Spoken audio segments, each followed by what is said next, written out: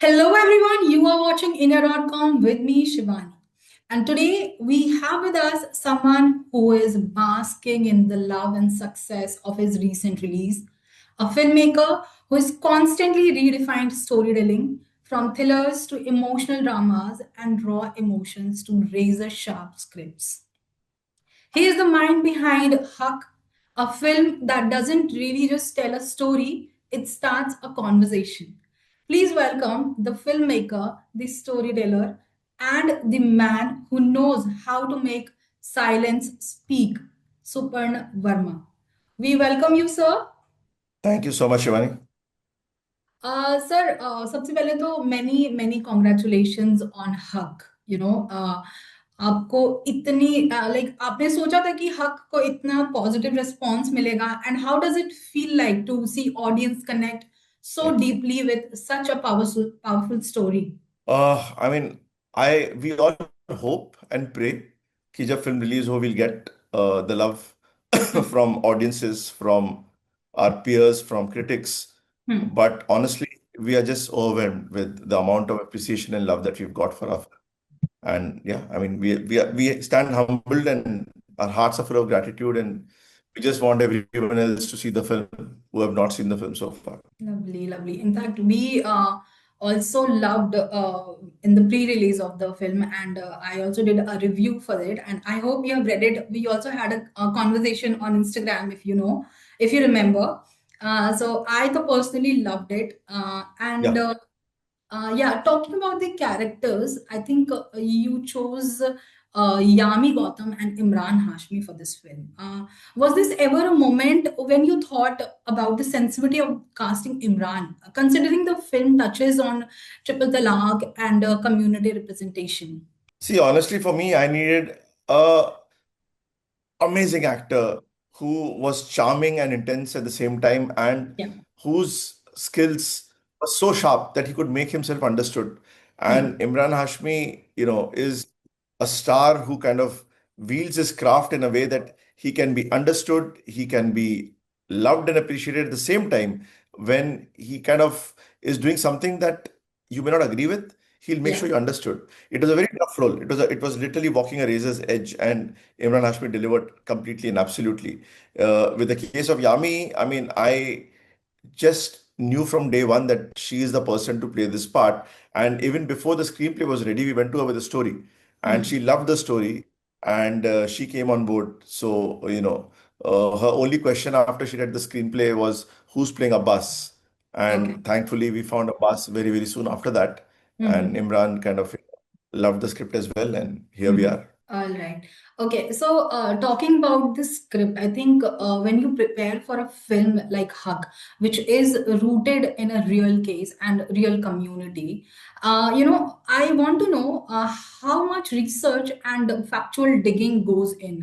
How do you make sure that there are no factual or cultural errors while making this film? So my writer Reshunath and I, we kind of spent almost a year researching the legality of the landmark judgment. Hmm. We deep dived into Islam and the Quran with Islamic experts to Hmm. understand the cultural nuances, Yeah. the nuances of faith, Hmm. because Shazia Banu's character is deeply rooted in her faith, Right. and we needed it to be correct and accurate, Hmm. and use all that research to kind of drive home the message that we did with the film. Or if we are quoting something, the context of it is correct and everything. So yeah, it took a little over a year. Plus, we had consultants with us. We had a dialect coach with us who was also, steeped, very closely involved with the proceedings, so that we never took a misstep in any way. Okay. Because the idea was to kind of use the film to create a conversation, not to Right. antagonize, not controversy. And Right. touch wood, after the film, we can happily say that it kind of is sparked of a conversation Correct. without creating controversy or upsetting anybody or hurting any sentiment. Right, right. As we spoke, this film is inspired by Shah Banu case, which changed the legal and social fabric. How challenging was it to bring such a sensitive subject to the screen without making it preachy? What's your thought on it? Well, we approached it like a story of a marriage. Hmm. And when you do that, it becomes a relationship drama.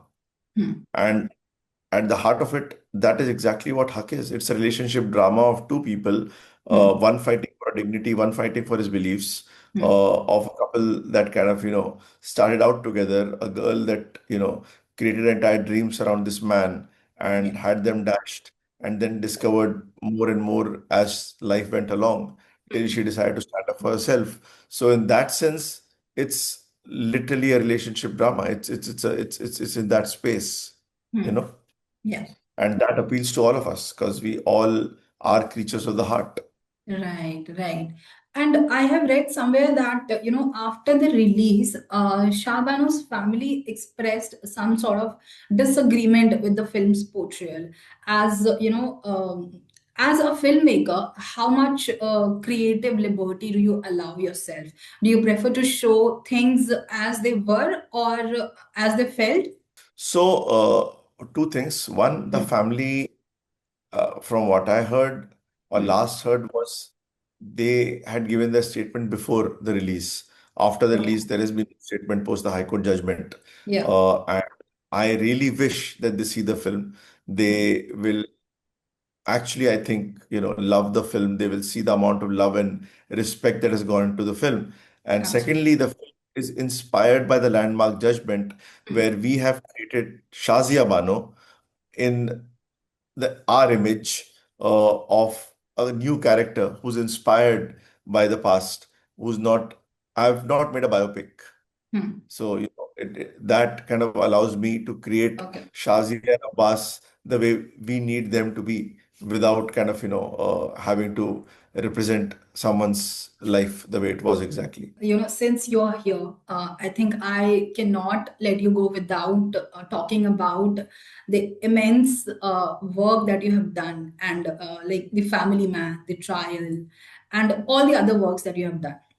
So, starting with the Family Man season one and two, I think both the seasons have received so much of love, and you have been an integral part of the journey. We want to know from a director's lens how tough it was to navigate such sensitive themes and still keep the story engaging and real.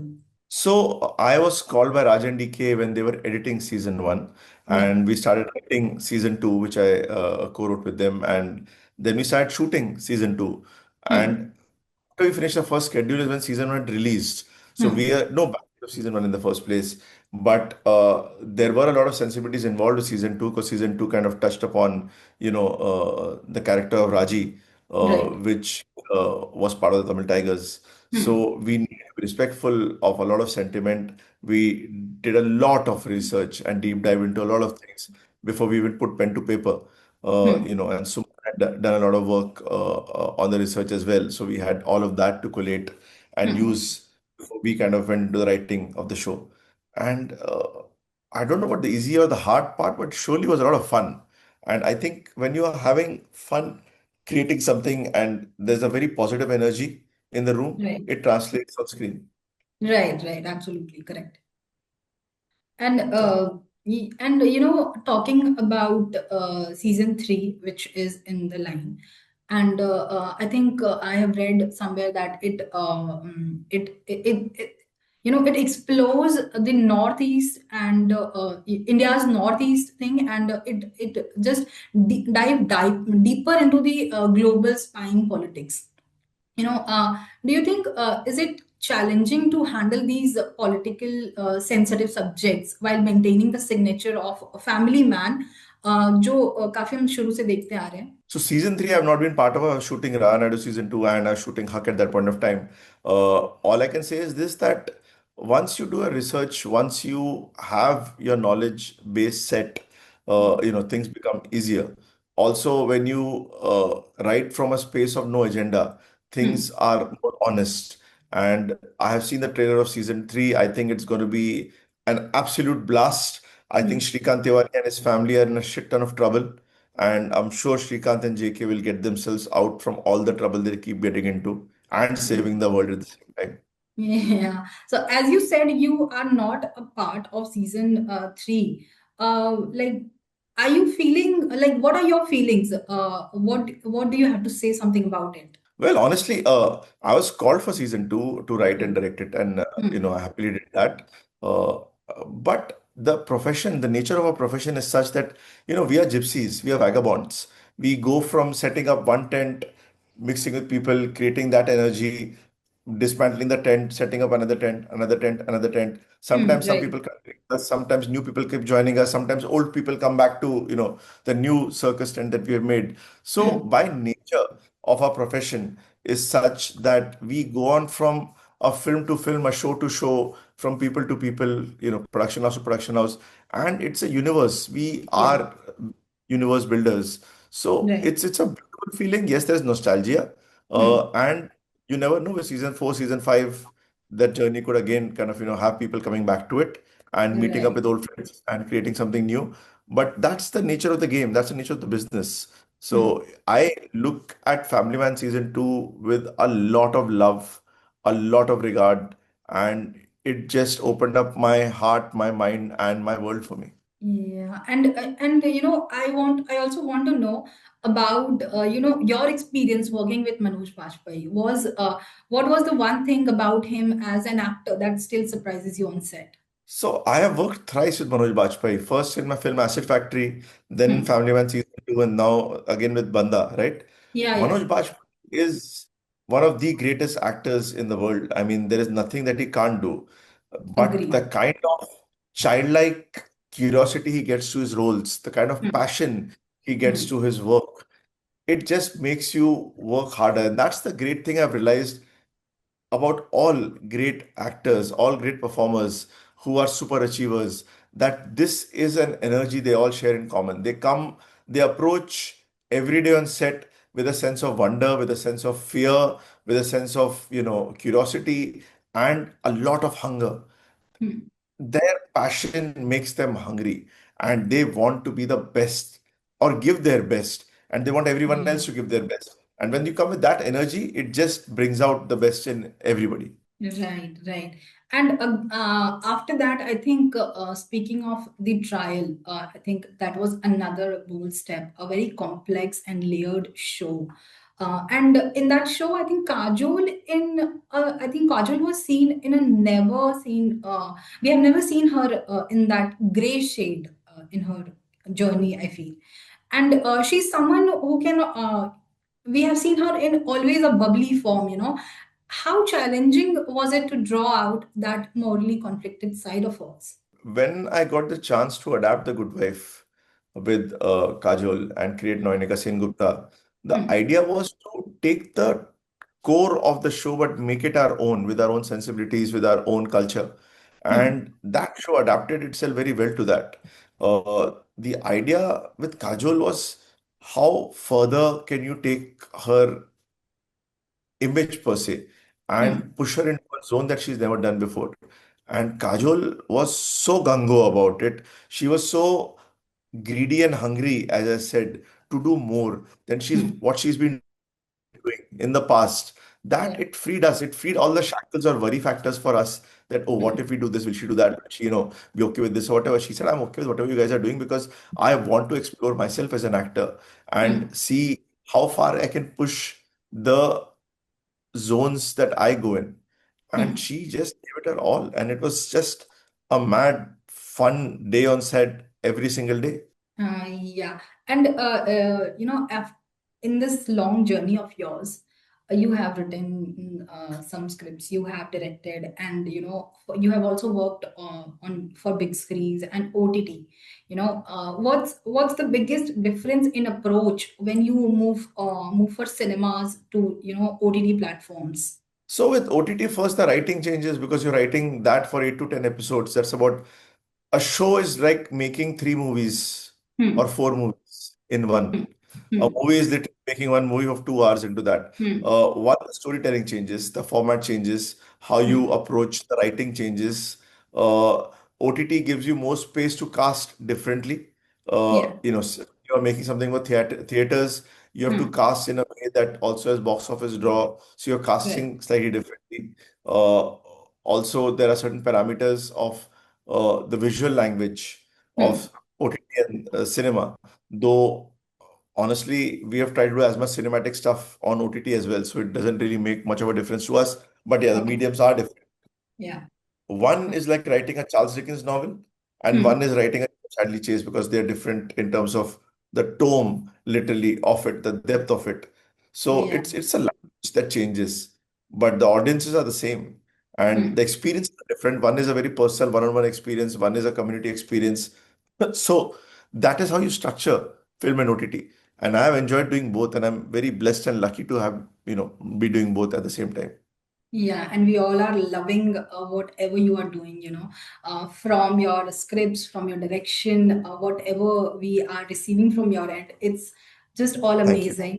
And I think talk again, including this, in this your journey wala part, I would like to ask one more question and then end call it this conversation, because I just want to know, has the definition of storytelling changed from your early days when you started and to now after after living through the digital and OTT evolution? you know, the whole era of DVD movie making was on where, actors would give you DVDs or producers would give you DVDs or directors would give you DVDs saying, you know, crack this movie and crack this movie and stuff like that. Or even if you had an original idea, you had to pitch it with a reference for them to understand Hmm. because that was the fashion in those days. Yeah. Uh, I still managed with my first film for Hansal Mehta to make a Chhal, which is Hmm. absolutely original. Rohit Shetty had to make a Zameen, which is original, or Ye Kya Ho Raha Hai, which is original. I mean, or Karam for that matter. So Hmm. I kind of navigated to that world, Hmm. but they still, there was that world that existed then. Today, with the advent of OTT, the thrust on originality is Hmm. massive. And that kind of brought out so much talent which had been waiting to be tapped. And it allowed me to kind of voice out myself, and find my voice in a way that I was not scared to, talk out loud or Hmm. hold it in. I Hmm. stopped holding back. I gave it all. And all the stories that came from within are Hmm. what found time on screen with you guys, because this is the new age, or this is the new India basically, where, Yeah, you right. know, post COVID, the world changed, where they Yeah, were exposed absolutely to correct. mediums across the world, languages across the world, their Hmm. minds opened to stories and ideas. They got exposed to Korean cinema, today K-pop music is a hit out here. Right. Yeah. K-dramas are legendary. So bottom line is that now that our audiences have expanded and their minds have expanded so much, they are open to more ideas, more genres, more styles of storytelling, and Hmm. they have seen remakes already. So they don't need to see more of that. They want Hmm. to see stuff that is groundbreaking, and that gives creators a chance, whether in cinema or OTT, to kind of tell storytelling that is more cutting edge. And that change has started coming about. So in a way, we have a great revolution happening in Indian cinema today across Right. Right. languages. Right. And also, what's happened is earlier we would say pan India, pan India, pan India, but fact is now it's just an Indian movie in a different Yeah. language. Right. Because that's Right. what is the greatest thing about Indian cinema, that we Hmm. have various languages, various cultures, and each has found this audience across the country. So that's kind of really blowing up in the best way possible. Yeah, absolutely right.